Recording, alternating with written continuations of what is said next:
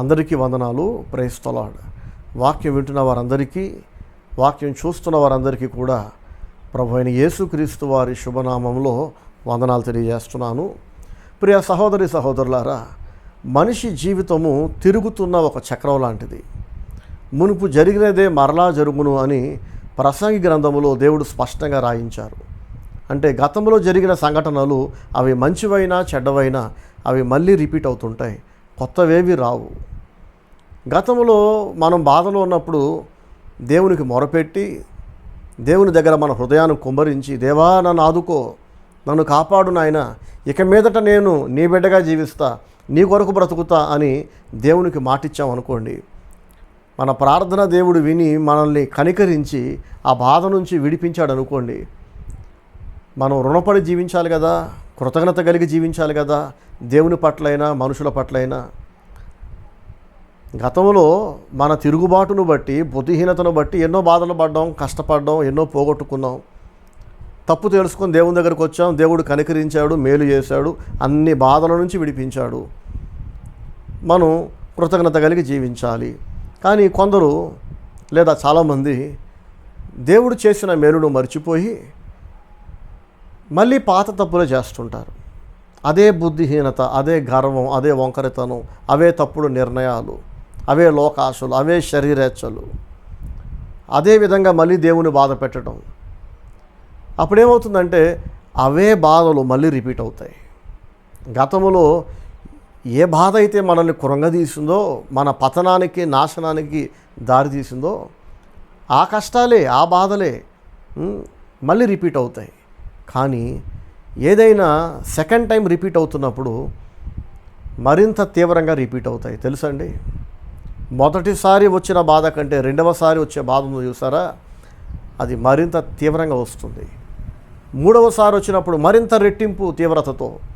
అలా ఎన్నిసార్లు మనం బుద్ధిహీనతను ప్రదర్శిస్తే, ఎన్నిసార్లు దేవుని పట్ల అవిధేయతను, తిరుగుబాటును చూపిస్తామో, అలా ప్రతిసారి మరింత రెట్టింపు తీవ్రతతో మనల్ని తాకుతుందన్నమాట. ఆ బాధ, కష్టము, అనారోగ్యం, అవమానం, నష్టం, వరుసగా ఎన్ని పేర్లు పెట్టుకుంటే అన్నీ. కాబట్టి మనం దేవునికి భయపడాలి. దేవుడు అంటే ప్రేమ, భక్తి లేకపోయినా చాలామందికి భయం ఉంటుంది. ప్రేమ ఉండదు దేవుడు అంటే, భక్తి ఉండదు, కానీ భయం ఉంటుంది. ఎందుకు వచ్చిందిలే, దేవుని మీద తిరగబడితే మళ్ళీ దెబ్బతింటాం, అదేదో లోబడితే అయిపోలేదా అని చెప్పి ప్రేమతో కాకపోయినా కనీసం భయంతోనైనా లోబడతారు చాలామంది. వీళ్ళు ఇంకా నయమని చెప్పచ్చు. ప్రేమతోనో ప్రేమ లేకుండానో మొత్తానికి లోబడుతున్నారు, అది కూడా తప్పే. ప్రేమ లేకుండా చేసేదానికి దేవుని దగ్గర విలువ ఉండదు. కానీ అసలు ప్రేమ లేకుండా, భయము లేకుండా, బుద్ధి జ్ఞానం లేకుండా, సిగ్గు శరం లేకుండా ఎల్లప్పుడూ దేవుని మీద తిరగబడుతూ, కష్టం వస్తే దేవా అనటం, కష్టం తిరగానే దేవుణ్ణి మర్చిపోవటం, బాధలో ఉన్నప్పుడేమో అత్యంత వినయ మనస్కుల్లాగా మనుషుల దగ్గర తగ్గి ఉండటం, అవసరం తీరిపోగానే మళ్ళీ గర్వపు ప్రవర్తన. ఇలాంటి వాళ్ళు గతములో కంటే రిపీట్ అయిన సమస్యలు ఫేస్ చేసినప్పుడు మరింత ఘోరంగా దెబ్బతింటూ ఉంటారు. సరే, ఇక అసలు విషయానికి వస్తే, శరీరానికి రోజు భోజనం కావాలి, స్నానం కావాలి, నిద్ర కావాలి, మనందరి దేహాలకు కదండి. ఒకసారి భోజనం చేశాం కదా, అది సరిపోతుందా జీవితాంతం అంటే? చాలదు కదా. ప్రతిరోజు భోజనం చేస్తున్నాం, మళ్ళీ ఆకలేస్తుంది కాబట్టి మళ్ళీ ఆహారాన్ని అందిస్తున్నాం. రోజు స్నానం చేస్తున్నాం, కానీ మళ్ళీ చెమట పడుతుంది, మళ్ళీ మలినం అయిపోతుంది దేహం, కాబట్టి మళ్ళీ స్నానం చేస్తున్నాం. ప్రతిరోజు రాత్రి అవ్వగానే అలసిపోయి నిద్రపోతున్నాం, ఓపిక అంతా పోతుంది, నిస్సత్తువ ఆవరిస్తుంది. ప్రతిరోజు సాయంకాలం అయిపోయేసరికి అందరికీ రోజంతా ఉన్న పని భారాన్ని బట్టి శరీరం అలసిపోతుంది. అలసిపోయిన దేహానికి నిద్ర కావాలి, విరామం కావాలి, విశ్రాంతి కావాలి. కాబట్టి రాత్రంతా పడుకున్నాక, గాఢ నిద్ర, మంచి నిద్ర పట్టినాక తెల్లవారుజామున మళ్ళీ రిఫ్రెష్ అయి తిరిగి లేస్తాం. పోగొట్టుకున్న, కోల్పోయిన శక్తి, ఓపిక మళ్ళీ వస్తాయి మనకి మంచి నిద్ర పడితే. అయితే ఇవి ఏదో ఒకరోజుకే పరిమితం కాదు కదా. నిద్ర, ఆహారము, స్నానం అనేవి ప్రతిరోజు దేహానికి అందిస్తున్నాం. శరీరం మనకు కనిపిస్తుంది, స్పర్శ అనుభవిస్తున్నాం కనుక దానికి కావలసిన ఆహారము, స్నానము, నిద్ర అందిస్తున్నాం. మరి మన మనసు సంగతి ఏంటండి? మన మనసు ఉందని తెలుసు కానీ ఆ మనసు ఎలా ఉంది, ఎక్కడుందో మనకు తెలియదు. అలసిపోయిన దేహానికేమో ఆహారాన్ని, స్నానాన్ని, నిద్రను అందిస్తున్నాం. మరి అలసిపోయిన మనసుకి అదే విశ్రాంతిని, అదే ఓదార్పుని, అదే ఆదరణను మనం అందిస్తున్నామా? ఒకవేళ రకరకాల సమస్యల వలన, రకరకాల మనుషుల ప్రవర్తన వలన, మాటల వలన, మిస్బిహేవింగ్ అంటారు చూసారా, మనం ఎంత జాగ్రత్తగా ఉన్నా ప్రతిరోజు లేదా రోజుడిసి రోజు అప్పుడప్పుడు తేడా మనుషులు తగులుతారు మనకి. వాళ్ళ ప్రవర్తన వలన, మాటల వలన మనం గాయపడతాం, హర్ట్ అవుతాం. ఒక్కోసారి తీవ్రంగా హర్ట్ అవుతాం, మనసు పాడవుతుంది. కొన్నిసార్లు సొంతోళ్ళు, కొన్నిసార్లు బయటోళ్ళు. మరి ఇలా గాయపడ్డ మనసుకి, నలిగిపోయిన మనసుకి విశ్రాంతి కావాలి కదా, ఓదార్పు కావాలి. నలిగిపోయిన ఈ మనస్సు, ఈ ప్రాణము రిఫ్రెష్ అవ్వాలి. అయితే ఎలా రిఫ్రెష్ అవుతుంది? చాలామందికి ఈ రిఫ్రెష్మెంట్ లేక, అలసిపోయిన వారి ప్రాణాలకు, మనసుకి స్వస్థత లేక, వారి మనసులో ఉన్న తీవ్రమైన ఒత్తిడిని, చికాకుని చుట్టుపక్కల ఉన్న మనుషులపైన చూపిస్తుంటారు, కుటుంబీకులపైన. ఒక్కోసారి రోడ్డు మీద ప్రయాణమే వెళ్తున్నప్పుడు కారణం లేకుండా తోటి ప్రయాణికులతో, రోడ్డు మీద ఉన్న వాళ్ళతో గొడవ పడుతుంటారు. ఒక్కోసారి అది పెద్ద యుద్ధానికి దారితీస్తుంది. మంచోళ్ళు అయితే ఒక మాటను ఊరుకుంటారు. ఇంకెవడైనా వీడికంటే తేడా మనిషి అనుకోండి, మెత్తగా తన్ని వదిలిపెడతాడు. ఎందుకు తిట్టాలి? ఎందుకు తిట్లు తినాలి?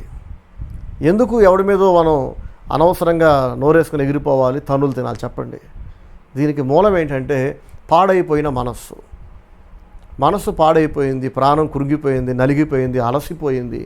తీవ్రమైన మనోవేదన, మానసిక వేదన, దుఃఖములో ఉన్న వ్యక్తులు ఎప్పటికప్పుడు ఆ మానసిక వేదన నుండి విడుదల పొందకపోతే, ఆ మానసిక ఒత్తిడి నుండి బయటపడకపోతే, శరీరం మురికి అయినప్పుడల్లా స్నానం చేయించినట్లుగా, శుభ్రపరుచుకున్నట్లుగా, మురికైపోయిన మన మనస్సు ఎల్లప్పుడూ ఎప్పటికప్పుడు శుభ్రపరచబడకపోతే, క్లీన్ అవ్వకపోతే, ఆ మురికి లోపల ఉన్న ఆ చికాకు, ఆ అలసట మనం తీసుకునే నిర్ణయాలపైన ఉంటుంది, మనతో ఉన్న వ్యక్తులపైన ఉంటుంది. మనం దెబ్బతింటాం, మనతో ఉన్న వాళ్ళందరూ దెబ్బతింటారు. ఇలా చెప్పుకుంటూ పోతే అనేక నష్టాలకు దారితీస్తుంది. ఎంతోమంది దెబ్బతినడానికి, నష్టపోవడానికి, సంవత్సరాల తరబడి ఏడుస్తూ డిప్రెషన్లో ఉండడానికి కారణం ఏంటంటే, అందరిలాగే వారి మనసు కూడా గాయపడుతుంది, మనసులో బాధలు పేరుకుపోతున్నాయి. కానీ ఆ పేరుకుపోతున్న బాధలను ఎప్పటికప్పుడు వాళ్ళు శుభ్రపరచుకోవట్లేదు, అంటే వాటిని వదిలించుకోవట్లేదు. ఎలా వదిలించుకోవాలో తెలియదు, పాడైపోయిన మనస్సుని ఎలా బాగు చేసుకోవాలో తెలియదు, మురికైపోయిన ఆ మనస్సుని ఎలా శుభ్రపరచుకోవాలో తెలియదు. ప్రతిరోజు మనం ఆహారం తీసుకుంటున్నట్లుగా ప్రతిరోజు ఈ వ్యర్థాలన్నీ బయటికి వెళ్ళకపోతే, మలమూత్రాలు, చెమట మొదలైన వ్యర్థాలు ఏ రోజుకు ఆ రోజు ఎప్పటికప్పుడు దేహము నుండి బయటికి విడుదల కాకపోతే, మన పొట్టలోనే పెరిగిపోయాయి అనుకోండి, చచ్చిపోతాం కదా. తట్టుకోలేవు, చచ్చిపోతాం అంతే. ఇంకా ఒకరోజు భరిస్తాం, 2 రోజులు భరిస్తాం, 3వ రోజు చచ్చిపోతాం. కొందరికి కిడ్నీ పాడై, యూరిన్ రాక, పొట్ట ఉబ్బిపోయి తీవ్రమైన కడుపు నొప్పితో బాధపడి చనిపోయిన వాళ్ళని నేను చూసా.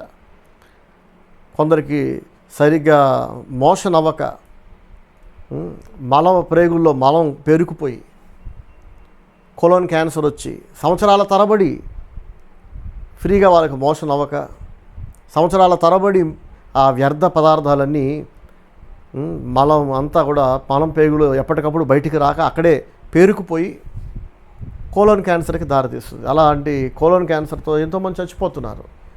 ఈరోజు ప్రపంచవ్యాప్తంగా ఎక్కువ మందిని బలి తీసుకుంటున్న క్యాన్సర్లో ఒకటి కోలోన్ క్యాన్సర్. అంటే మలద్వారం దగ్గర క్యాన్సర్ పుండు పుట్టడం, లేదా మల ప్రేగుల్లో ఎక్కడో ఒక చోట. ఎందుకు ఇలా అవుతుందనంటే, ఎప్పటి మలం అప్పుడు బయటికి రాకపోవటం, మలమూత్రాలు, చెమట బయటికి రాకపోవటం, బ్యాడ్ లైఫ్ స్టైల్ వలన, బ్యాడ్ ఈటింగ్ స్టైల్ వలన, ఈ లైఫ్ స్టైల్ డిజార్డర్ వలన అనేక సమస్యలండి. ఇది మన మనసుకు కూడా వర్తిస్తుంది.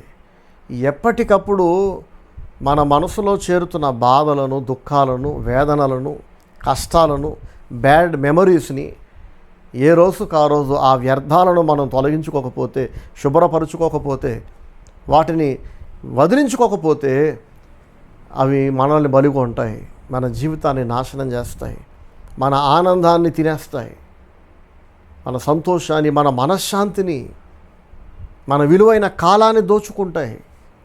గమనించండి, మానసిక వేదనతో కృంగిపోయిన వ్యక్తికి ఏమీ తినబుద్ధి కాదు. అలా నెలల తరబడి, సంవత్సరాల తరబడి తిండి తినక ఏదో ఒకటి తినాలి కదా అని తినేసి పోషక విలువలతో కూడిన ఆహారం తినక ఆరోగ్యాన్ని పాడు చేసుకుంటూ ఉంటారు. మనసు బాగోలేని వ్యక్తికి నిద్ర పట్టదు. ఒక్కరోజు నిద్ర సరిగ్గా పట్టకపోతే డాక్టర్లు అంటారు దాని ప్రభావం 6 నెలల పాటు జుట్టు రాలుతుందట. మరి ఎంతోమందికి నెలల తరబడి, సంవత్సరాల తరబడి సరిగ్గా నిద్ర ఉండదు. తెల్లవారుజామున ఎప్పుడో నిద్ర పడుతుంది బ్రదర్, అప్పటిదాకా అన్ని జ్ఞాపకం వస్తున్నాయి, అన్ని బాధలు గుర్తొస్తున్నాయి, మర్చిపోదామంటే నా వల్ల అవ్వట్లేదు. ఏడ్చి ఏడ్చి బాధపడి ఎప్పుడో 3:30కి నాకు నిద్ర పడుతుంది. తెల్లవారుజామున 5 అయ్యేసరికి మళ్ళీ మెలకువ వచ్చేస్తుంది. అలా ప్రతిరోజు 2 గంటలు 3 గంటలే నాకు నిద్ర పడుతుంది. దానివలన జుట్టు రాలిపోతుంది, ఆరోగ్యం పాడైపోతుందని ఎంతోమంది బాధపడుతుంటారు నా దగ్గర. మనసు బాగోకపోతే రోజు తిండి తినబుద్ధి కాదు, నిద్ర పట్టదు. ఏమండి, విలువైన కాలం వృధా అయిపోతుంది, అన్ని పనులు వాయిదా పడతాయి. కానీ మన కోసం కాలం ఆగదు కదా. మన మనసు బాగోలేదని మన కోసం కాలమేం ఆగదు. ఎవరు మన కోసం వాళ్ళ పనులు ఆపుకోరు, కాలం ముందుకు సాగిపోతుంటుంది. మనసు బాగోలేని వ్యక్తి మాత్రం ఆ మానసిక వేదన వలన మనసు నిండా పేర్చుకున్న చెత్త, దరిద్రం ఉంది చూసారా, పనికి మాలిన చెత్త. దేవునికి మహిమ కాదు అది, వీళ్ళకి పనికి రాదు, దేవుని సేవకుడికి దేవుని సేవలో ఉపయోగపడదు. ఆస్తి పోగేసుకున్నట్లుగా బ్యాడ్ మెమరీస్ అన్నీ, పనికి మాలిన ఆలోచనలు, చెత్త ఆలోచనలు, లోక సంబంధమైనవన్నీ నింపుకొని జీవితాన్ని నాశనం చేసుకుంటుంటారు. వీళ్ళు మాత్రం వెనక్కి వెళ్తూ ఉంటారు. అందరూ అభివృద్ధిలో ముందుకు సాగుతుంటే వీళ్ళు అభివృద్ధిలో వెనక్కి వెళ్తుంటారు, అంటే దిగజారిపోతుంటారు అన్ని రకాలుగా. సరే, ఇక దీనికి పరిష్కారం ఏంటో తెలియక ఎంతోమంది ఇలాంటి దుస్థితిలో ఉంటున్నారు. అయితే దేవుని వాక్యం ఏం చెబుతుందంటే, శరీరానికి స్నానం ఎలా అవసరమో, ఆహారము, నిద్ర ఎలా అవసరమో, అలాగే మన మనస్సుకి దేవుని స్పర్శ కూడా అంతే అవసరమట. అంటే మనం దేవుని దగ్గరికి రావాలి, ప్రతిరోజు దేవునితో సమయం గడపాలి, ప్రతిరోజు వాక్యం ధ్యానించాలి, ప్రతిరోజు మోకరించి ప్రార్థించాలి. మోకరించగలిగితే మోకరించి తీరాలి. ఈరోజు ప్రతిదీ కూడా సింప్లిఫై చేసేస్తున్నాడు మనిషి. కూర్చున్న చోట నుంచే రిమోట్తో ఫ్యాన్ ఆన్ చేస్తున్నాడు, లైట్లు ఆన్ చేస్తున్నాడు, ఏసీ ఆన్ చేస్తున్నాడు. కష్టపడటం తగ్గిపోయింది, ఎవరూ కష్టపడడానికి ఇష్టపడట్లేదు. సోమరిపోతనం పెరిగిపోతుంది, దాంతో జబ్బులు పెరిగిపోతున్నాయి, సమస్యలు పెరిగిపోతున్నాయి. చివరికి ప్రార్థన చేయడానికి, మోకరించడానికి చాలామందికి ఒలుబరువు అండి. మోకాళ్ళ నొప్పి ఉంటే, సమస్య ఉంటే అలాంటి వాళ్ళని మనం ఎగ్జామ్ చేయొచ్చు. సరే, ఆరోగ్యం బాగోలేదు, మోకరించలేరు, కూర్చోనో పడుకోనో వాళ్ళు ప్రార్థన చేశారంటే అర్థం ఉంది. దేవుడు మంచి ఆరోగ్యాన్ని ఇచ్చి మోకరించగలిగిన అవకాశం ఉండి కూడా మోకరించట్లేదంటే అది భక్తిహీనత కాదా చెప్పండి? మోకరించగలిగిన ప్రతి వ్యక్తి దేవుని సన్నిధిలో మోకరించాలి. ప్రతి నాలుక యేసే ప్రభువుని ఒప్పుకోవాలన్నాడు, ప్రతి మోకాలు ఆయన ఎదుట వంగాలన్నాడు దేవుడు. ఆయనకు మొక్కాలి కదా. కనుక మోకరించి ప్రార్థించడం అలవాటు చేసుకోవాలి అందరూ. వాక్యం ధ్యానించడం, మోకరించి ప్రార్థించటం, ప్రతిరోజు కుటుంబ ప్రార్థన కలిగి ఉండటం, వారంలో ఒకరోజైనా సంఘ ఆరాధనలో భాగస్వాములు కావడం. ఇప్పుడు నేను చెప్పిన ఈ 4 అన్నీ అవసరమే, అన్నీ కావాలి. ఏ ఒక్కదాన్ని కూడా మనం లైట్గా తీసుకోవడానికి వీల్లేదు. మీరు ఒకవేళ లైట్గా తీసుకుంటే కనుక మీరు దానికి భారీ మూల్యాన్ని చెల్లిస్తారు తప్పకుండా. కరోనా లాంటి పరిస్థితుల వలన లాక్డౌన్ టైంలో మనకి సండే వర్షిప్స్ లేవు. కాబట్టి అప్పుడు పరిస్థితులు అనుకూలంగా లేనందుచేత సండే వర్షిప్స్ ఎక్కడా జరగలేదు. అందరూ ఇళ్ళకే పరిమితమయ్యారు. యూట్యూబ్లో వాక్యం వినాల్సిన పరిస్థితి వచ్చింది. నో ప్రాబ్లం, అప్పుడు అనుకూలంగా లేదు కనుక యూట్యూబ్లో వాక్యం విన్నాం, సంఘ ఆరాధనలో పాలు పంచుకున్నాం, మంచిదే. కానీ ఫిజికల్గా మనం కొన్ని ప్లేసెస్ని అవాయిడ్ చేయకూడదు. ఖచ్చితంగా మన దేహాలతో కొన్ని ప్రాంతాలకు వెళ్ళి తీరాలి. కుదరదు, అవకాశం లేదు అని సంవత్సరం పొడుగున 365 రోజులు సంవత్సరాల తరబడి మనం పలకకూడదు. వీలు చేసుకోవాలి, కుదుర్చుకోవాలి. సో వాక్యం ధ్యానించటం, ఏకాంత ప్రార్థన, కుటుంబ ప్రార్థన, అలాగే సంఘ సహవాసము, ఈ 4 మనం కలిగి ఉంటే కనుక దేవుని స్పర్శను మనం అనుభవిస్తాం.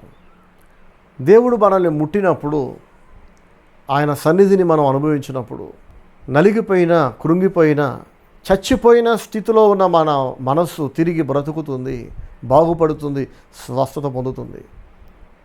మనకు ఒకటే తెలుసు, ఏంటంటే మనసును పాడు చేసుకోవటం మాత్రమే మనిషికి తెలుసు. పాడైన మనస్సుని బాగు చేసుకోవటం ఏ మనిషికి తెలియదండి. నా ప్రాణము కృంగిపోయింది.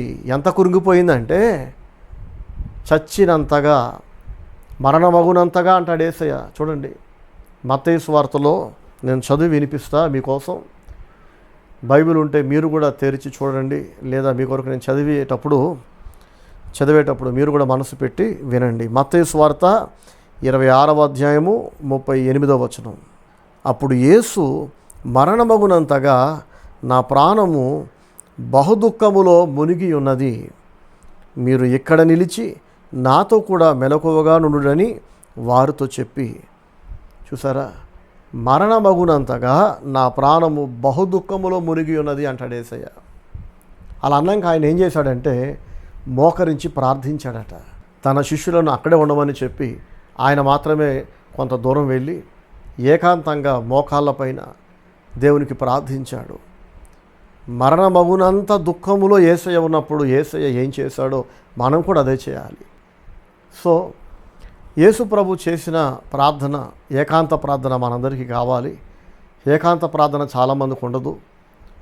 ఏదైనా పెద్ద కష్టం వాళ్ళ లైఫ్లో వచ్చినప్పుడు మాత్రమే చాలామంది మోకరిస్తారు. అసలు ఆ పెద్ద కష్టం వచ్చాక మోకరించి ప్రార్థించే బదులు ప్రతిరోజు దేవుని సన్నిధిలో మోకరించి ప్రార్థించగలిగితే ఎంత బాగుంటుంది. అలాంటి పెద్ద కష్టాలు అసలు రానే రావు కదా, దేవుడు రానివ్వడు కదా. చెప్పండి, నాకు కష్టం లేనప్పుడు నేను ఎందుకు ప్రార్థన చేయాలి అనుకోకూడదు. మనకి బాధ లేకపోయినా ఇంకా చాలామంది ఏదో ఒక బాధలో ఉంటారు. కొందరు అనారోగ్యంతో, కొందరు రకరకాల సమస్యలతో. మరి వాళ్ళందరి కోసం ప్రార్థన చేయాలి కదా. దేవుని సేవ ఎలాంటి ఆటంకం లేకుండా ఫలభరితంగా జరగాలని ప్రార్థన చేయాలి. చాలామంది వాళ్ళ కోసం వాళ్ళే ప్రార్థన చేసుకోరు. ఇక పాస్టర్ గారి కోసం, చర్చ్ కోసం ఏం ప్రార్థన చేస్తారు చెప్పండి. వాళ్ళ కోసం వాళ్ళే ప్రార్థన చేసుకోరు, కానీ పాస్టర్ని మాత్రం అడుగుతారు, మా కోసం ప్రార్థన చేయండి బ్రదర్ అని. ఆలోచించండి, మీ కొరకు మీరే దేవునికి మొరపెట్టనప్పుడు, మీకోసం ప్రార్థన చేసుకోవాలన్న స్పృహ, తెలివి మీకే లేనప్పుడు మీ కొరకు నేను ప్రార్థన చేస్తే దేవుడు ఆ ప్రార్థన వింటాడా? మీకోసం మీరు ప్రార్థన చేసుకోవడానికి కూడా మోకరించలేనప్పుడు, అంత సోమరితనం, అంత బద్ధకం మీ దగ్గర ఉందనుకోండి, అలాంటి సోమరి వ్యక్తి కోసం నేను ప్రార్థన చేస్తే దేవుడు వినడు కదా. చురుకుగా ఉండుట గొప్ప భాగ్యం అన్నాడు దేవుడు. సో రోజు మోకరించి ప్రార్థించడం బరువుగా, బద్ధకంగా, సోమరితనంగా భావించే వాళ్ళు గుర్తుపెట్టుకోండి, అదే మీ పాలిటి శాపంగా మారుతుంది. సో మరణమగునంత వేదనలో నేను ఉన్నానంటాడు యేసయ్య. మనందరం ఏదో ఒక సందర్భంలో లేదా అనేక సార్లు మరణమగునంత వేదనలో ఉండే పరిస్థితులు వస్తాయి. ప్రతిరోజు మరణమగునంత వేదన లేకపోయినా మరి మనుషులం కదా, ఏదో ఒక బాధ రోజు ఉంటుంది. ఒక బాధ తీరితే మరో బాధ, ఒక అవసరం తీరితే మరొక అవసరం, ఒక కష్టం తీరగానే మరో కష్టం. రోజు రెడీగా ఉంటాయి మనల్ని బాధ పెట్టడానికి, మనల్ని కృంగతీయడానికి. కాబట్టి ప్రతిరోజు దేవుని సన్నిధిలో మోకరించి ప్రార్థించే వ్యక్తులు ఏ రోజుకు ఆ రోజు వారి మనసులు శుభ్రపరచబడ్డవారై, వారి ప్రాణాలను దేవుడు ముట్టినప్పుడు ఆ స్వస్థత, ఆ శుభ్రత వాళ్ళు అనుభవిస్తారు. లేకపోతే ప్రతిరోజు ఏదో ఒక బాధ, ఏదో ఒక అవసరం తీరలేదనే ఒక ఒత్తిడి, మానసిక ఒత్తిడి, వీటన్నిటి వలన ఎవరో చేసిన అవమానం, ఇంకెవరో పెట్టిన బాధ, ఈ మానసిక క్షోభలన్నీ నిండిపోయి పొరలుగా కుప్పలుగా చేరిపోయి తీవ్రమైన డిప్రెషన్లోకి వెళ్ళిపోయేలాగా చేస్తాయన్నమాట. కాబట్టి ప్రతిరోజు మోకరించి దేవుని సన్నిధిలో ప్రార్థించండి.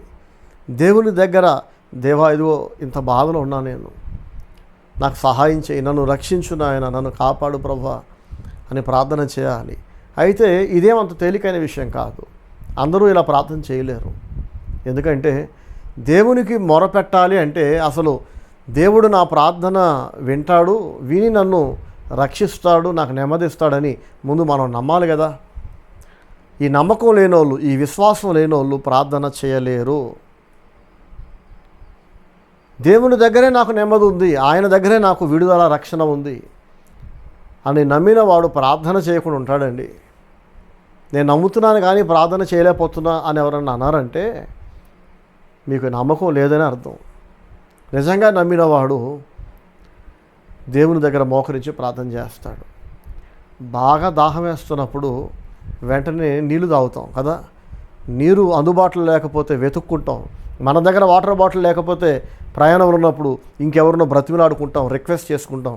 కనీసం ఒక గుట్టకేసి ఇస్తాను, గొంతు ఎండిపోతుంది, ప్రాణం పోయేలా ఉందని బ్రతిమలాడుకొనైనా నీళ్ళు తాగుతాం కదా. కానీ ఎవరైనా నాకు చాలా దాహం వేస్తుంది అని చెబుతూ అందుబాటులోనే నీళ్ళు ఉంటే కూడా తాగట్లేదు అనుకోండి, ఏంటి అర్థం? నీకు నిజంగా దాహం వేస్తే నీళ్లు తాగరా అని నీకెవడు చెప్పనక్కర్లా. కళ్ళ ముందు నీళ్లు పెట్టుకొని నీళ్లు తాగట్లేదు కాబట్టి నీది దొంగ దాహం. నువ్వు దాహం అని పెదాలతో అంటున్నావు కానీ అందుబాటులో ఉన్న నీళ్లు తాగట్లేదు. నీ దాహం నిజం కాదు. ఆకలేస్తుంది అంటున్నావు, భోజనం పెడితే తినట్లేదు. దొంగ ఆకలి, దొంగ దాహం, దొంగ నిద్ర. కొంతమంది నిద్రపోతున్నట్టు నటిస్తుంటారు. నటించేవాడిని లేపలేమంటాం కదా. సరిగ్గా అలాగే దేవుని నమ్ముతున్నామని చాలామంది అంటుంటారు కానీ ప్రార్థన చేయరు, మోకరించి ప్రార్థించరు. ఏంటి వీళ్ళ సమస్య అంటే అసలు వీళ్ళకి దేవుని పట్ల ప్రేమ లేదు, విశ్వాసం లేదు. నా సమస్యలన్నిటికీ పరిష్కారం దేవుని దగ్గరే ఉంది అని వీళ్ళు నమ్మట్లేదు. కాబట్టి ఏం చేస్తారో తెలుసా? ప్రార్థన ఒక్కటే చేయరు, మిగతా పనికిమాలిన పనులన్నీ చేస్తారు. ఫోన్లు చేసి ఫ్రెండ్స్కి, బంధువులకి చెప్పుకుంటారు వాళ్ళ బాధలన్నీ.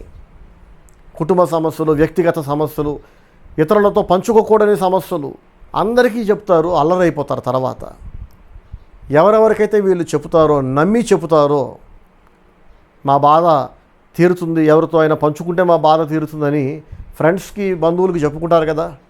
ఈ ఫ్రెండ్స్, బంధువులు ఏం చేస్తారంటే వాళ్ళు చెబుతున్నంతసేపు ఆ బాధని అర్థం చేసుకున్నట్లుగా, వాళ్ళతో పాటు వీళ్ళు బాధపడుతున్నట్లుగా నటిస్తారు, విన్నట్టు బాధపడుతున్నట్టు చేస్తారు. తర్వాత ఏం చేస్తారంటే వీళ్ళని ఎగతాళి చేస్తూ, వీళ్ళ బాధని చులకనగా మాట్లాడుతూ వేరే వాళ్ళ దగ్గర వీళ్ళని తక్కువ చేసి మాట్లాడతారు.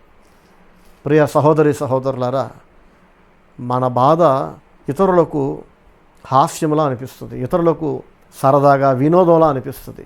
నా బాధ మీతో పంచుకున్నందువలన రవ్వంత కూడా తగ్గదు. మీ బాధలన్నీ నాకు చెప్పడం వల్ల కూడా రవ్వంత కూడా తగ్గదు. నేనైనా మీరైనా ఎవరైనా మనసులో బాధ, తీరని వేదన, మరణమగునంత వేదన, దుఃఖము ఒకవేళ ఉంటే మనం ఏం చేయాలో తెలుసా? నిజంగా నీ బాధ నిజమే అయితే, నీ దుఃఖం నిజమే అయితే, నువ్వు ఏడుస్తున్నది నిజమే అయితే, నీ కన్నీళ్ళు నిజమే అయితే, మరణమగునంత వేదన నాలో ఉంది, బ్రతకాలని లేదు, నాకు చచ్చిపోవాలని ఉంది అని పలుకుతున్న వాళ్ళందరూ జాగ్రత్తగా వినండి. నిజంగా మీరు అంత బాధలో ఉంటే మోకరించి దేవుని దగ్గర ప్రార్థన చేయండి. మేము ప్రార్థన చేస్తున్నాం బ్రదర్, అయినా మాకు నెమ్మది కలగట్లేదు అని అంటే ఒకటి జ్ఞాపకం పెట్టుకోండి. దేవుడు మన శరీరంలో అనేక అవయవాలను ఒకదానితో మరొక అవయవాన్ని ఇంటర్లింక్ చేసి పెట్టాడు. ఫర్ ఎగ్జాంపుల్ గుండె, ఊపిరితిత్తులు, ఇవి రెండు ఒకదానికొకటి లింక్ అయి ఉన్నాయి. ఒక మాటలో చెప్పాలంటే అసలు అన్ని అవయవాలు ఒకదానితో ఒకటి లింక్ అయి ఉన్నాయి, కాదనట్లేదు. కాబట్టి ఏ ఒక్క అవయవం పాడైనా మిగతా అవయవాలన్నీ పనిచేస్తూ ఉన్నా కూడా శరీరం చచ్చిపోతుంది. ఉదాహరణకి లంగ్స్కి ప్రాబ్లం ఏమీ లేదు, అవి పుష్టిగా ఉన్నాయి, బాగానే పనిచేస్తున్నాయి. కిడ్నీ, లివర్ బాగున్నాయి. మిగతా శరీరంలోని అవయవాలు అన్నీ బాగున్నాయి, మెదడు, కళ్ళు, తల, కాళ్ళు, చేతులు అన్నీ బాగున్నాయి, గుండె ఒకటే పాడైంది అనుకోండి, మనిషి చచ్చిపోతాడుగా. అన్ని అవయవాలు బాగానే ఉండి గుండె మాత్రం పాడైతే ప్రయోజనం ఏంటి చెప్పండి? కొందరికి గుండెకి ఏ సమస్య ఉండదు, కానీ ఊపిరితిత్తులు సడన్గా కొలాప్స్ అయిపోతాయి. అలా కోవిడ్తో, కరోనాతో ఎంతోమంది చచ్చిపోయారు, డాక్టర్లు కూడా చచ్చిపోయారు, లంగ్స్ ఫెయిల్ అయిపోయి. సో లంగ్స్ ఒక్కటే ఫెయిల్ అయితే ఏంటండి, గుండె ఒక్కటే పాడైతే ఏంటి, మిగతా అన్నీ బాగున్నాయి కదా అని మనం అంటే అది అర్థం లేని మాట కదా. ఈ గుండె మిగతా అవయవాలతో లింక్ అయి ఉంది, ఇది పాడైతే అవి కూడా పని చేయటం ఆగిపోతాయి.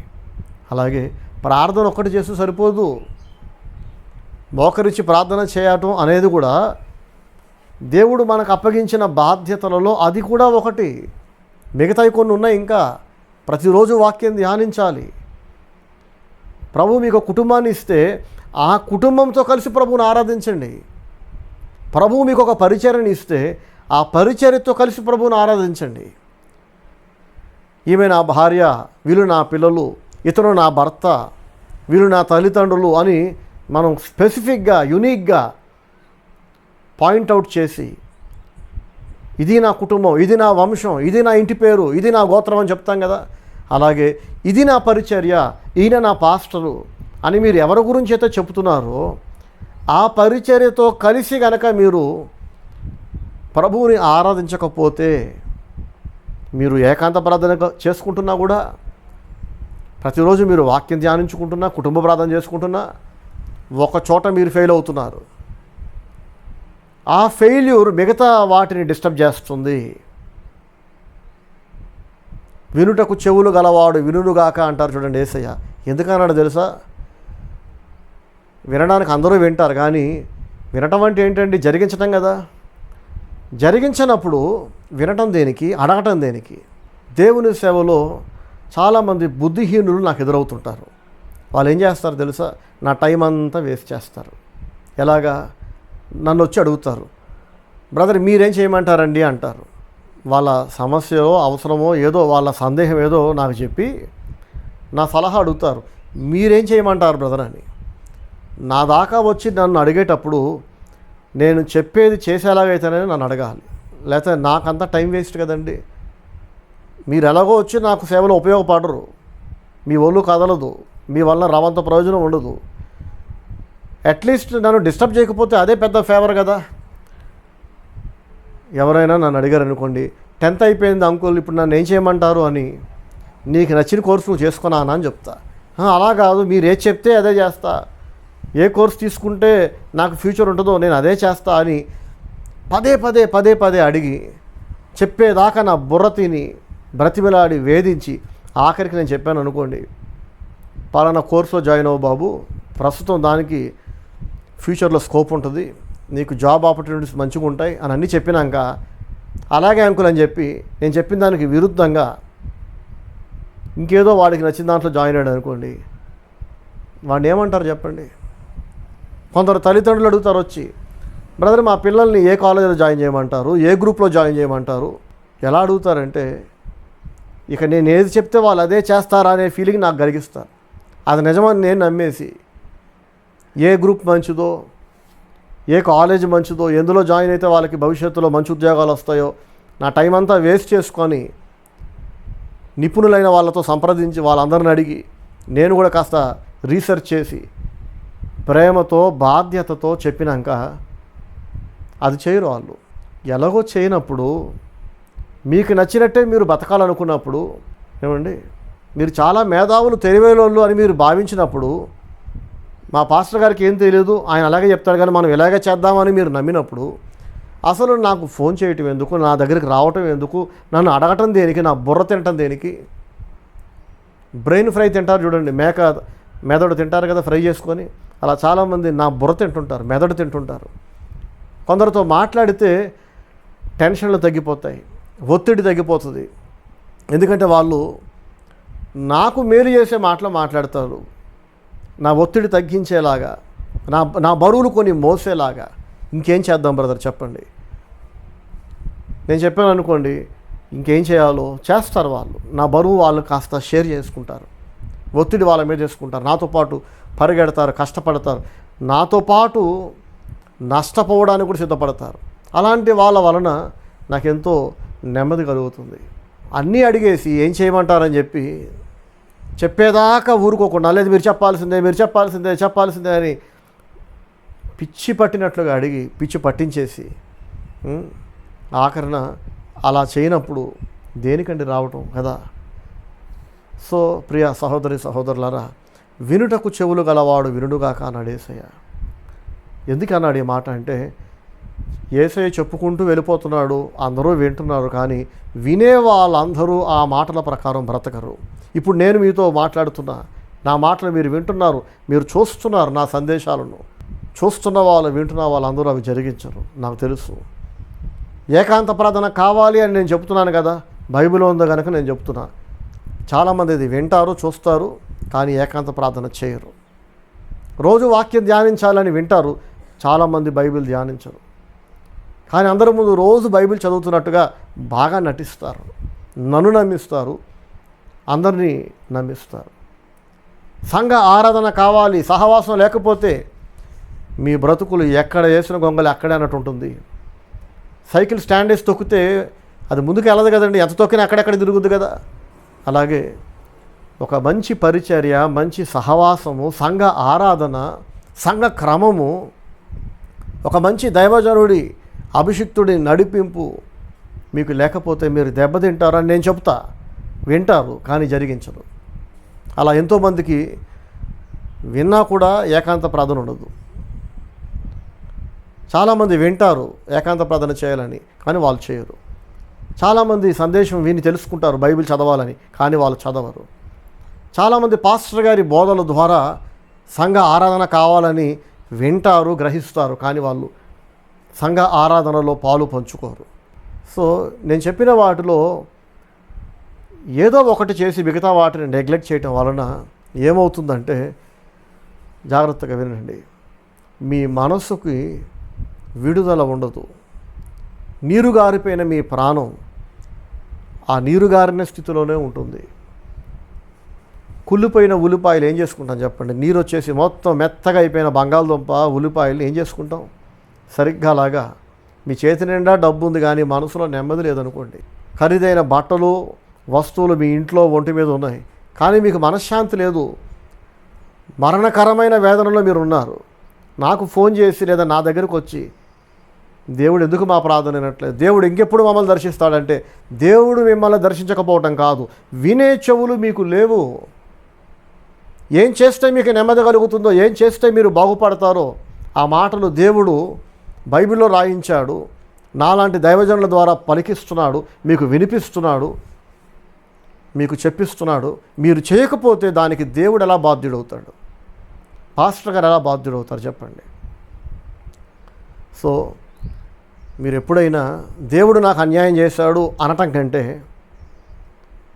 ఇంకెప్పుడు దేవుడు మమ్మల్ని దర్శిస్తాడు, ఇంకెప్పుడు మా ప్రార్థన వింటాడు, ఇంకెప్పుడు అనే ప్రశ్న దాదాపు ప్రతి 100 మందిలో 90 మంది నన్ను అడుగుతుంటారు. ఆ 90 మందికి చెప్తున్నాను ఈరోజు, జాగ్రత్తగా వినండి. దేవుడు ఎల్లప్పుడూ ప్రార్థన వినే దేవుడు, స్పందించే దేవుడు, రక్షించే దేవుడు.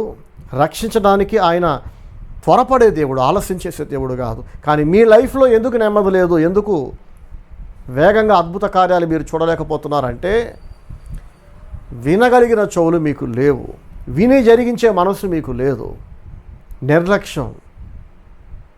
అన్నీ విన్నాక, దేవుడు ఏం చేయమన్నాడో అన్నీ విన్నాక, అందులో మీకు నచ్చినవి మాత్రం ఏరుకొని అవి మాత్రం మీరు చేశారనుకోండి, మిమ్మల్ని దేవుడైనా కాపాడగలడా? ఎన్ని చర్చిలు మారినా, ఎన్ని ఊర్లు మారినా, ఎంతమంది పాస్టర్లు మార్చినా మీ బ్రతుకులు బాగుపడతాయా చెప్పండి? అనారోగ్యంతో డాక్టర్ గారి దగ్గరికి వెళ్ళిన ఒక పేషెంట్కి డాక్టర్ గారు కొన్ని ట్యాబ్లెట్లు రాసి, కొన్ని టానిక్లు రాసి, కొన్ని ఇంజక్షన్లు రాసి, కొన్ని క్యాప్సూల్స్ రాసి, ఏమంటే 4-5 రకాల మందులు రాసినాక పేషెంట్ ఏం చేయాలి? 5-6 రకాల మందులు డాక్టర్ గారు రాస్తే 5-6 రకాల మందులు కొనాలి కదా, అన్నీ డాక్టర్ గారు చెప్పినట్టు వేలకు వేసుకోవాలి కదా. కానీ వినే చెవులు లేని వాళ్ళు ఏం చేస్తారో తెలుసా అండి? డాక్టర్ గారు రాసిన 5-6 రకాల మందుల్లో ఒకటోది మనం తీసుకుందాం, రెండోది నో వద్దు, ఆయన అలాగే రాస్తాడు కానీ మనం వద్దు, మళ్ళీ మూడోది ఓకే, మళ్ళీ 4-5 వద్దు, మళ్ళీ 6ది కొందాం. ఇక ఆ మాత్రం దానికి నీకు నచ్చినట్టు నువ్వు చేసుకునేలాగైతే నీకు డాక్టర్ ఎందుకు? ఏమంటే కన్సల్ట్కి ఫీజు ఇచ్చి డాక్టర్ గారి దగ్గరికి వెళ్ళి అన్నీ రాయించుకొని నీకు నచ్చిన మందులు మాత్రం నువ్వు వాడితే నీ జబ్బు తగ్గుద్దా? నీకు నెమ్మది కలుగుద్దా? డాక్టర్ ఇచ్చిన మందులు అన్నీ వాడకుండా కొన్ని మాత్రమే వాడి కొన్ని వాడకుండా వదిలేసి డాక్టర్ గారి దగ్గరికి వెళ్ళి డాక్టర్ అసలు మీరు మంచి డాక్టరేనా? మీరు ఇచ్చిన మందులు వాడాం కానీ మా జబ్బు తగ్గట్లేదు డాక్టర్, ఆ జబ్బు అలాగే ఉంది డాక్టర్, తగ్గట్లేదు, వై అని అడిగామనుకోండి, అసలు మనం చేసిన తప్పేటో డాక్టర్ తెలిస్తే పరిగెత్తి తంతాడు ఖచ్చితంగా కదా. లేదు మరీ డీసెంట్ ఫెయిల్ అనుకోండి, ఒరే మీకు దండం నాయన, మీలాంటి వాళ్ళకి ఈ నాలాంటి డాక్టర్ అనవసరం, నేను ఇచ్చిన మందులు ఏవి మీరు టైంకి వాడరు, లేదా సగం వాడతారు సగం వాడరు, మళ్ళీ చెడ్డ పేరు నాకు, మీరు ఇచ్చిన మందులు వాడాక జబ్బు తగ్గట్లేదు ఏంటని, you better go to some other hospital or some other doctor అని చెప్పి పంపించేస్తారు వేరే డాక్టర్ దగ్గరికి, వేరే హాస్పిటల్కి. వైద్యుడి దగ్గరికి వెళ్ళి ఆయన ఇచ్చిన మందులు వాడకుండా మనకు నచ్చినవి వాడటం ఎంత తప్పో, దేవుని దగ్గరకు వచ్చి పాస్టర్ గారి దగ్గరకు వచ్చి మేమేం చేయాలో చెప్పండి అని అడిగి చెప్పిన దాంట్లో సగం చేసి మీకు నచ్చినవి చేసి కొన్ని మాత్రమే చేసి ముఖ్యమైనవి మిగతావి చేయకుండా గాలికి వదిలేసి ఎందుకో దేవుడు మమ్మల్ని దర్శించట్లా, ఇంకెప్పుడు దర్శిస్తాడో. అలాంటి వాళ్ళందరికీ నేను చెప్పే జవాబు ఏంటంటే ఇదే అసంతృప్తి, ఇదే దుఃఖము, మరణకరమైన దుఃఖము, ఇదే ఏడుపు, ఏమండి నిద్రలేని రాత్రులు, భోజనం తినబుద్ధి కావట్లేదని మానసిక వేదన మీ బ్రతికి ఎలా అయిపోతుంది. మాకు ఇలా వద్దండి, మరణకరమైన వేదన నుండి మాకు విడుదల కావాలి, మాకు స్వస్థత కావాలి. శరీరానికి స్నానం చేయించినట్లుగా చక్కగా టైంకి అన్నం పెట్టి టైంకి దేహానికి రెస్ట్ ఇచ్చినప్పుడు ఎంత రిఫ్రెష్ అవుతామో మా మనసు కూడా రిఫ్రెష్ అవ్వాలి, మేము కోలుకోవాలి. కృంగిపోయిన మా ప్రాణం తెప్పరెళ్ళాలి, కొత్త ఉత్సాహం కావాలి, కొత్త బలం మాకు కావాలనుకునేవాళ్ళు దేవుని దగ్గరికి రావాలి. దేవుని సేవకుడి ద్వారా దేవుడు ఏదైతే తెలియజేస్తాడో అది మొత్తము జరిగించాలి. మనకి నచ్చినవి చేసి నచ్చనివన్నీ గాలి వదిలేస్తే ఇక దేవుడు కూడా మనల్ని బాగు చేయలేడు. మన చుట్టూ ఉన్నవాళ్ళు, మన తర్వాత వచ్చిన వాళ్ళు, మనకంటే ముందు ఉన్నవాళ్ళు అందరూ బాగుపడతారు, అందరూ ముందుకెళ్ళిపోతుంటారు, మనం మాత్రం వర్తిల్లమండి. ఇది మీకు మాత్రమే కాదు, నాకు కూడా అప్లై అవుతుంది. సో దేవుని వాక్యం అందరికీ వర్తిస్తుంది కదా. సరే 103వ కీర్తనలో మనం చూస్తాం, భక్తుడు అంటాడు, చూడండి బైబిల్ ఉన్న వాళ్ళు తెరిచి చూడండి, 103వ కీర్తన మొదటి 5 వచనాలు నేను చదివి వినిపిస్తున్నా. ముఖ్యంగా 4వ వచనం, సమాధిలో నుండి నీ ప్రాణమును విమోచించుచున్నాడు, కరుణా కటాక్షములను నీకు కిరీటముగా ఉంచుచున్నాడు. ప్రైజ్ ది లార్డ్, హల్లెలూయా. సమాధిలో నుండి నీ ప్రాణమును ఆయన విమోచించుచున్నాడు. ఇది నాకు చాలా ఇష్టమైన మాట. ఏదో ఒకరోజు మనం చనిపోయి మన దేహం పాతిపెట్టబడుతుంది. పునరుద్ధాన దినమందు దేవుడు మన కూలిపోయిన శరీరాలను తిరిగి లేపుతాడు, మన ప్రాణాత్మలను మళ్ళీ మన దేహంలోనికి దేవుడు పంపిస్తాడు.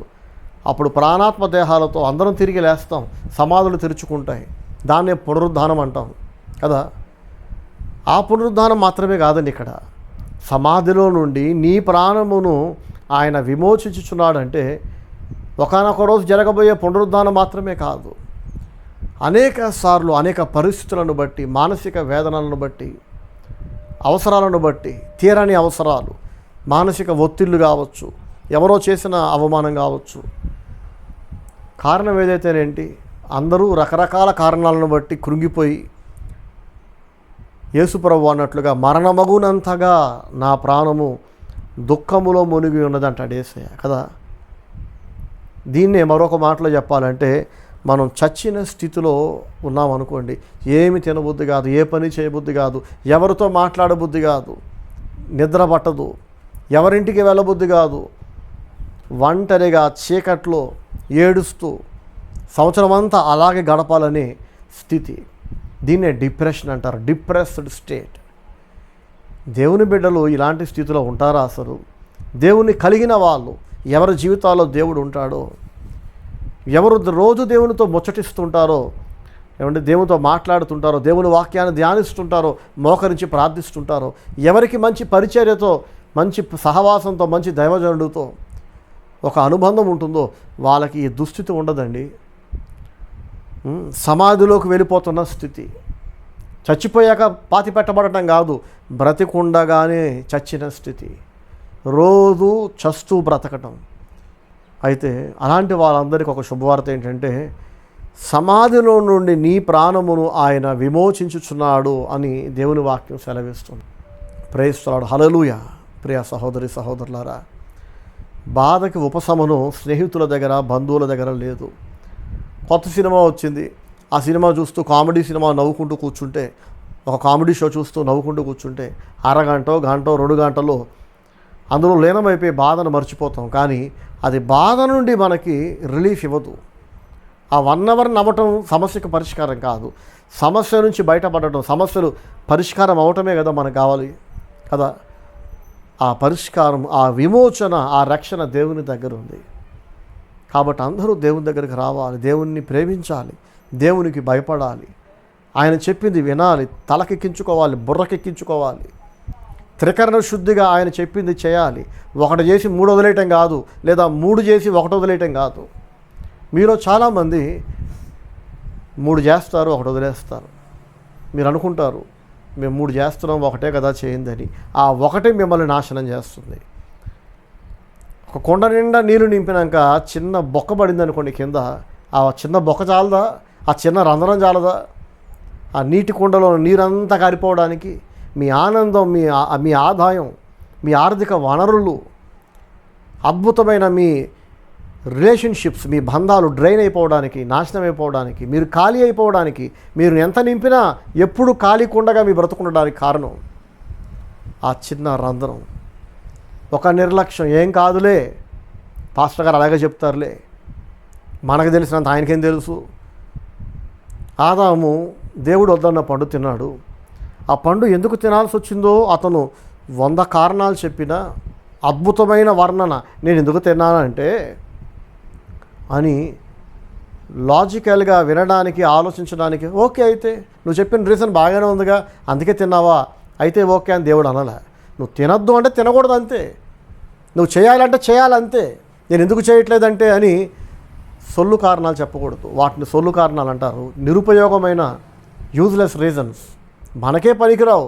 దేవుడు వద్దు అన్నది చేసేసి ఎందుకు చేశానంటే అని ఒక బ్యూటిఫుల్ ఎక్స్ప్లెనేషన్ వలన దేవుడు తృప్తి చెందడు. మనం ఎంత అద్భుతమైన వివరణ ఇచ్చినా ఒక అద్భుతమైన వివరణ అవిధేయతకు రీప్లేస్మెంట్ కాదు. సౌలు మంచి ఎక్స్ప్లెనేషన్ ఇచ్చాడు. నేను ఎందుకు బలి అర్పించానంటే, ప్రవక్త మాత్రమే అర్పించాల్సిన అర్పణ నేను ఎందుకు అర్పించానంటే అని పెద్ద లోడలోడ వాగాడు, సొల్లు చెప్పాడు. అదంతా విన్నాక దేవుడు అంటాడు, నిన్ను రాజుగా నేను తీసేసా, నీ రాజ్యం తీసేసి నీ పొరుగువాడికి ఇచ్చా అంటాడు. తప్పు చేసిన ప్రతివాడు ఏదో ఒక సొల్లు కారణం చెప్తాడు, ఎందుకు తప్పు చేశానంటే అని. నేను ఎందుకు హత్య చేశానంటే, నేను ఎందుకు దొంగతనం చేశానంటే, ఎందుకు పొడిచానంటే, ఎందుకు ఏటీఎంకి బొక్కబెట్టానంటే, ఇలా తప్పు చేసిన ప్రతి ఓడు ఏదో కారణం చెప్తాడు. కానీ మన కారణాలు తప్పుని ఒప్పుగా మార్చవు. అద్భుతమైన వర్ణన, వివరణ అవిధేయతను విధేయతగా మార్చదు. దేవుడు లోబడరా నాయన అంటే లోబడకుండా ఎందుకు లోబడలేదో కారణం చెప్పామనుకోండి, దాన్నే అవిధేయత అంటారు. ఇంత అందమైన కారణం చెప్పాక కూడా, ఇంత లాజికల్ రీజన్ చెప్పాక కూడా దేవుడు అర్థం చేసుకోవడం ఏంటంటే, అవిధేయులు అందరూ చెప్పే కారణాలే అవి. నీ కారణాలు దేవునికి అక్కర్లేదు, నువ్వు లోబడాలి, నువ్వు లోబడి జీవించాలి. మేధావులు అనుకునే వాళ్ళందరూ లాజికల్గా చక్కగా వినడానికి ఆమోదయోగ్యంగా, న్యాయంగా అనిపించేలాంటి కారణాలు చెబుతారు. కానీ ఎన్ని కారణాలు చెప్పినా తప్పు ఒప్పు కాదండి. బాగుపడాలనుకునే ప్రతి వ్యక్తి, సమాధిలో నుండి నా ప్రాణానికి విమోచన కావాలి, మరణమగునంత వేదనలో నేనున్నాను, దేవుడు నన్ను కాపాడాలి, నాకు నెమ్మది కావాలి, ఏడ్చిన ఏడుపు చాలు, ఇంకా పోగొట్టుకున్న ఆనందము, పోగొట్టుకున్న సంతోషము, కోల్పోయిన కాలము, కోల్పోయిన అందమైన జీవితం ఇక చాలు దేవా, నాకు నెమ్మది నాయన. ఇక ఒక్కరోజు కూడా, ఒక్క క్షణం కూడా నేను దుఃఖించదలుచుకోలేదు, నాకు నెమ్మది, నాకు ఆనందమే. రాత్రి అలసిపోయి నిద్రపోయిన వ్యక్తి తెల్లవారుజామున మళ్ళీ కొత్త బలంతో తిరిగి లేస్తాడు చూసారా, కొత్త ఉత్సాహం. మళ్ళీ రాత్రి నిద్రపోయేటప్పుడు అలసిపోయిన శరీరంతో ఉన్న ఏ వ్యక్తి అయినా బాగా కష్టపడి పనిచేశారనుకోండి, ఒళ్ళు నొప్పులతో ఇక ఒక క్షణం కూడా నిలబడే ఓపిక లేదు, అలసిపోయాను, కూర్చునే ఓపిక కూడా లేదు అనే పరిస్థితులు నాకు చాలాసార్లు ఎదురవుతుంటాయి. ఎందుకంటే అంత అలసిపోతా కాబట్టి, నాకున్న బాధ్యతలకి, నాకున్న దేవుడు నాకు అప్పగించిన పనులకి నాకు రోజు సరిపోయింది ఏంటంటే టైము. 24 గంటల సమయం నాకు చాలదు. కాబట్టి ప్రతిరోజు అలసిపోతూనే ఉంటా. ఆ అలసిపోయి నిద్రపోయినప్పుడు మత్తు నిద్ర, గాఢ నిద్ర, తెల్లవారుజామున ఖచ్చితంగా 4 గంటలకు లేస్తా. ఆ 4 గంటలు లేచినప్పుడు ఆ అలసట ఎటుపోయిందో తెలియదు. నిన్నటి రోజు ఎంతో అలసిపోయాం కదా, ఆ అలసట, ఒళ్ళు నొప్పులు ఎటుపోయాయో తెలియదు. మంచి నిద్ర పడితే తెల్లవారుజామున హుషారుగా తిరిగి లేస్తాం. అలాగే అలసిపోయిన మన ప్రాణాలు ఒకసారి దేవుడు గనక ముడితే, దేవుడు వాటిని శుభ్రపరిస్తే, ఆయన బాగు చేస్తే, ఎవరో బాధ పెట్టారు, ఎవరో కృంగదీశారు, ఎవరో మనను నాశనం కావాలని కోరుకున్నారు, కానీ మనం దేవుని ప్రేమించే వాళ్ళం, దేవునికి లోబడే వాళ్ళం. ఆయన 4 చెప్తే 4 చేస్తాం, మనం 3 చేసి 1 వదిలేసే వాళ్ళం కాదనుకోండి. ఎంత మానసికంగా కృంగిపోయిన స్థితిలో గత రాత్రి బాధతో ఎక్కెక్కి ఏడ్చాం అనుకోండి, ఎంతో భయపడ్డాం అనుకోండి. నిన్నటి రోజు ఏ కారణాన్ని బట్టి నిన్నటి రోజు మనం ఏడ్చినా, బాధపడ్డా, భయపడ్డా, కృంగిపోయినా, దుఃఖములో ఉన్నా, మరణమగునంత దుఃఖములో ఉన్నా, సమాధిలోకి వెళ్ళిపోతున్నంత బాధలో ఉన్నా, ఈరోజు దేవుడు మనకి మళ్ళా నూతన ఉత్సాహాన్ని, నూతన ధైర్యాన్ని, నూతన బలాన్ని దేవుడు ఇస్తాడు. ప్రియ సహోదరి సహోదరులారా, ఇలా చెప్పుకుంటూ పోతే నాన్ స్టాప్గా 10 గంటల పాటు నేను చెప్పగలను. ప్రభు చిత్తమైతే మరొక రోజు ఇదే అంశం గురించి నెక్స్ట్ మెసేజ్లో ఇంకా విలువైన మాటలు నేను చెప్తా. మెట్టుకి ఇప్పుడైతే ఏకాంత ప్రార్థన, ప్రతిరోజు వాక్యం ధ్యానించటం, కుటుంబ ప్రార్థన, అలాగే ఇది నా పరిచర్య అయిన మా పాస్టర్ గారు అని మీరు ఎవరిని సొంతం చేసుకొని గర్వంగా అందరి ముందు చెప్పగలరు, ఆ పరిచర్యతో కలిసి ప్రభువును ఆరాధించటం, ఈ 4 అత్యంత కీలకం. ఈ 4 కొంతమంది క్రమం తప్పకుండా ఆరాధనకు వస్తారు, ఏకాంత ప్రార్థన ఉండదు, బైబిల్ చదవరు, మళ్ళీ నాకు ఫోన్ చేసి నా దగ్గరికి వచ్చి మాకు ఇంకెప్పుడు నెమ్మది అంటారు. నీ నెమ్మది నీ చేతిలో ఉందిరా బాబు. దేవుడు చెప్పింది చేయకుండా నా దగ్గర ఏడిస్తే నేనేం చేయగలను? నేను మనిషినేగా. నాకు నీకు నెమ్మదిచ్చేవాడు ఆయన కదా. నా ప్రాణాన్ని, నీ ప్రాణాన్ని సమాధుల నుంచి విమోచించేవాడు దేవుడు కదా. ఆయన చెప్పినది చేయకుండా మనుషులను నమ్ముకుంటే ప్రయోజనం ఏంటి? నేను మీకోసం ఏం చేయలేను, మీరు కూడా నా కోసం ఏం చేయలేరు. నేనైనా మీరైనా మనందరం కూడా దేవుని మీద ఆధారపడాలి, దేవునికి లోబడాలి, దేవుణ్ణి ప్రేమించాలి, ఆయనకు భయపడాలి. సో ప్రభు మనందరికీ సహాయం చేయనుగాక. సమాధిలోనున్న మన ప్రాణాన్ని, సమాధిలో నుండి మనల్ని విమోచించే గొప్ప దేవుడు మనకున్నాడు. ఆయన చెప్పింది చేద్దాం. మన దృష్టికి చాలా తెలివిగా అనిపించేది, మనం మేధావులం అనిపించేది, దేవుని వాక్యం మీద తిరగబడేలాగా ప్రేరేపించే తెలివైన, జ్ఞానమైన, మేధస్సైన అది సైతాన్ తెలివితేటలు. అద్భుతమైన, అందమైన లాజికల్ రీజన్స్ చెప్పుకోవడానికి బాగుంటాయి, ప్రజలను ఒప్పించడానికి బాగుంటాయి, కానీ నాశనం అయిపోతున్న మనల్ని కాపాడడానికి మాత్రం పనికిరావు. సో కారణాలు పక్కకు పెట్టండి, వివరణ ఇవ్వకండి. ఒకవేళ కరోనా లాంటి పరిస్థితులు వచ్చి కొన్ని చోట్ల సొంత మందిరాలు లేక, వేరే వాళ్ళ ఇళ్లలో ప్రార్థన నడిపించలేక, తాత్కాలికంగా టెంపరీగా కొన్ని ప్రాంతాలలో సండే వర్షిప్స్ గతంలో నేను ఆపేశా. టెంపరీగా ఆపేమంటే మళ్ళీ తర్వాత ప్రారంభిస్తామనే కదా అర్థం. అంటే ఇంకొక చోట మళ్ళీ స్థలం దొరికేంత వరకు ఎక్కడ ప్రార్థన పెట్టాలో మరి సొంత స్థలం లేనప్పుడు విశ్వాసులు, ఆ పరిచర్యకు చెందిన విశ్వాసులు, సొంత ఇల్లు ఉన్నవాళ్ళు, సొంత స్థలాలు ఉన్నవాళ్ళు ఎవరో ఒకరు ముందుకు వచ్చి, బ్రదర్ మా ఇంట్లో ప్రార్థన పెట్టండి, మా స్థలంలో ఆరాధన జరిగించండి, సంఘ ఆరాధన అని ముందుకు రావాలి. సంఘ ఆరాధనకి సొంత స్థలము లేక, సొంత ఇల్లు, సొంత స్థలాలు ఉన్న వాళ్ళు ఎవరు ముందుకు రాలేదనుకోండి, పాస్టర్ గారు మాత్రం ఏం చేయగలరు? ల్యాండ్ కొని చర్చ కట్టడానికి డబ్బులు లేవనుకోండి, అలాంటప్పుడు ఇక సంఘ ఆరాధన విధి లేని పరిస్థితులలో ఆపేయాల్సి వస్తే అలాంటి వాళ్ళకి నేను చెప్తుంటాను, మీరేం బాధపడకండి, సండే వర్షిప్ లేదని మీరు బాధపడద్దు.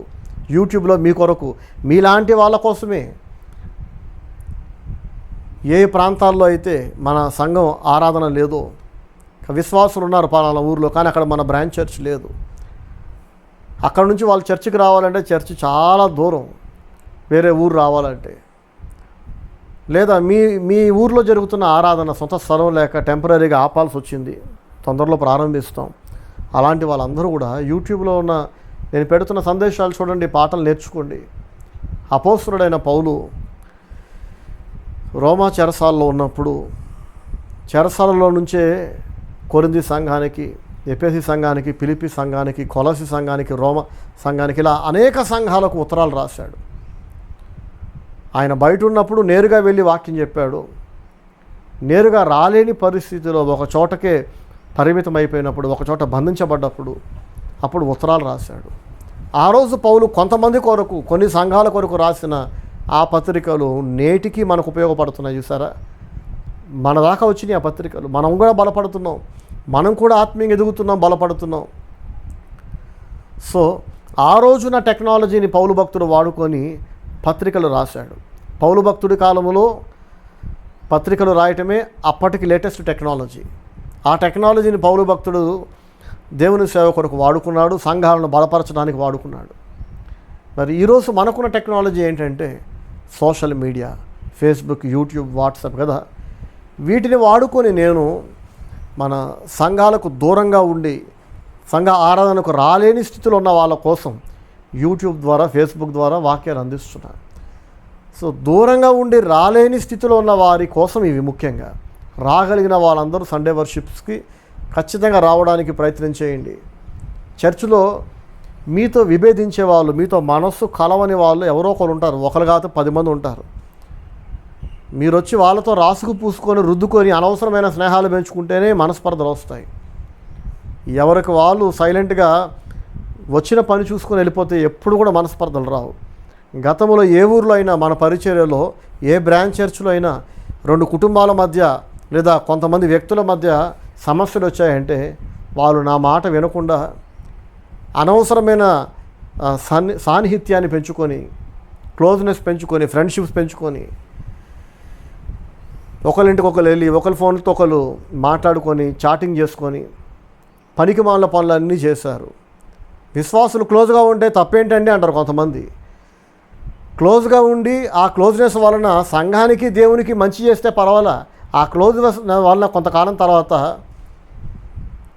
సంఘమే ఆగిపోయే పరిస్థితులు తీసుకొచ్చారనుకోండి, అలాంటి తొక్కలో స్నేహాలు అవసరమా మీకు? మీకు స్నేహాలే కావాలి, బంధుత్వాలే కావాలంటే మీ ఊరు నిండా 100 మంది ఉంటారుగా. చర్చికి వచ్చి చర్చిలో వాళ్ళతో స్నేహాలు చేసి 4 రోజుల తర్వాత మీ స్నేహము వలన ఆ స్నేహం వికటించి ఆ 2 కుటుంబాల మధ్య అసూయో, ఏడుపో, ఈర్షో, పాగో ఏదో సంథింగ్ స్టార్ట్ అవుతుంది. ఒకళ్ళ మీద ఒకళ్ళు బురద వేసుకుంటూ ఉంటారు. ఆ బురద చాకరి చర్చి మీద పడుతుంది. ఏం సాధించారు మీ స్నేహం వలన? మీకు 2 కుటుంబాల స్నేహం వలన పాస్టర్ గారికి ఉపయోగం లేదు, చర్చి గ్రోత్కి ఉపయోగం లేదు, దేవునికి మహిమ కాదు. చాలామంది తెలివిగా చెప్పే పనికి మాలిన కారణం ఏంటంటే ఒకరింటికి ఒకరికి వెళ్ళి ప్రార్థన చేసుకుంటున్నాం బ్రదర్, ఒకరినొకరు బలపరుచుకుంటున్నాం బ్రదర్. అలాంటి బ్రదర్స్కి, సిస్టర్స్కి గతంలో చెప్పా, వినలేదు. మొత్తం సేవ నాశనం అయిపోయే సమస్యలు తెచ్చిపెట్టారు. ఇప్పుడు మళ్ళీ చెప్తున్నా, మీరెవరు ఒకరినొకరు బలపరుచుకోవాల్సిన అవసరం లేదు. మీ పని మీరు చూసుకోండి. మీరు మీ భార్య పిల్లల్ని మీరు సరిగ్గా చూసుకోండి చాలని పురుషులకు చెప్తుంటా. మీ భర్తని, పిల్లల్ని బాగా చూసుకోండి చాలని స్త్రీలకు చెప్తుంటా. ఎక్కడికో వెళ్ళిపోయి ఇంకెవరినో బలపరచాల్సిన అవసరం లేదు. విశ్వాసులందరినీ బలపరచాల్సిన బాధ్యత పాస్టర్ గారిది. మీకు ఎందుకండి పనికిమాలిన పనులు? మీ ఏడుపు మీరు సరిగ్గా ఏడవలేరు, మీ కుటుంబాన్ని మీరు సరిగ్గా పాలించుకోలేరు, మీ బాధ్యతలు సక్రమంగా చేయడం మీకు చేత కాదు. మీకెందుకు ఎవరినో బలపరచడం? ఇంకొంతమంది అంటారు, నేను బలపరచడానికి వెళ్ళట్లేదు బ్రదర్, నేను బలపడడానికి వెళ్తున్నా అంటారు. ఇది కూడా పనికిమాలిన మాట. నిన్ను బలపరచడానికి నీకు ఒక పాస్టర్ ఉన్నాడు, చర్చ్ ఉంది. తిన్నగా సండే రోజు చర్చ్కి వచ్చి వాక్యం విని ఏదైనా సమస్య ఉంటే పాస్టర్ గారికి చెప్పి ప్రార్థన చేయించుకొని మూసుకొని ఇంటికి వెళ్లకుండా నీకెందుకమ్మా అందరిలోకి పరిగెత్తి ఒకసారి బలపరుస్తున్నా అంటారు, ఒకసారి బలపడుతున్నా అంటారు. ఆఖరికి వీళ్ళు చేసే పని ఏంటంటే సంఘాన్ని బలహీనపరుస్తారు. ఇంతకీ వీళ్ళు బలపడరు, వీళ్ళు బలహీనం అవుతారు. వీళ్ళు చేసే పిచ్చి వేషాల వలన పరిచర్య బలహీనపడుతుంది.